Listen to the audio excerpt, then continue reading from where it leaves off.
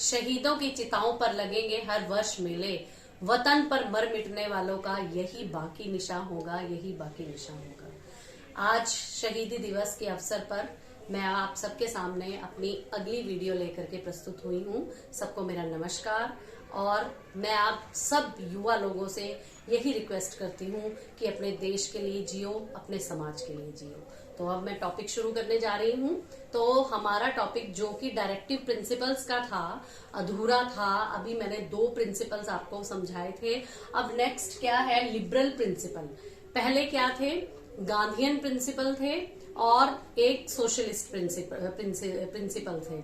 अब जो है वो लिबरल प्रिंसिपल है, यानी कि उदारवादी सिद्धांत। लिबरल प्रिंसिपल का मतलब क्या है कि ऐसे जो प्रिंसिपल्स हैं हमारी सोसाइटी में जिससे समाज के सभी वर्गों में समानता बनी रहे, means all for all in the society. यानी गवर्नमेंट की तरफ से जो भी हो वो सबके लिए सेम हो, सबके लिए समान हो, किसी से किसी भी तरह का कोई भेदभाव ना हो। और इसीलिए इसमें आता है यूनिफॉर्म सिविल कोड, यानी कि सबके लिए नागरिकता के नियम एक जैसे हों।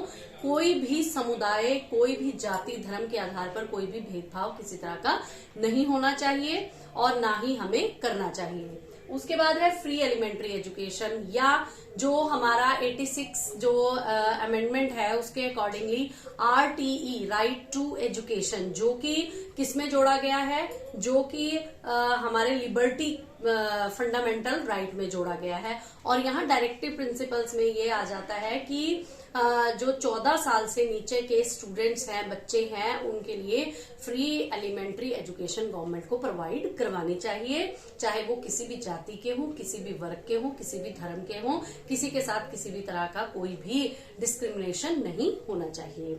नेक्स्ट प्रिंसिपल है principles related international relation. International relation यानी अंतरराष्ट्रीय संबंध। इसमें क्या डायरेक्टिव प्रिंसिपल, इसके अकॉर्डिंगली क्या आता है कि हमें इंटरनेशनल पीस को एनकरेज करना चाहिए। हमें कोई भी ऐसा काम, कोई भी ऐसा बयान, किसी भी तरह का ऐसा विवाद नहीं खड़ा करना चाहिए जिससे हमारे इंटरनेशनल पीस में कोई भी तरह का, किसी भी तरह का कोई जो है एक वाद विवाद पैदा हो। तो हमें इंटरनेशनल पीस को बढ़ाने के लिए, दूसरे देशों के साथ अपने संबंधों को अच्छा बनाने के लिए सोचना चाहिए।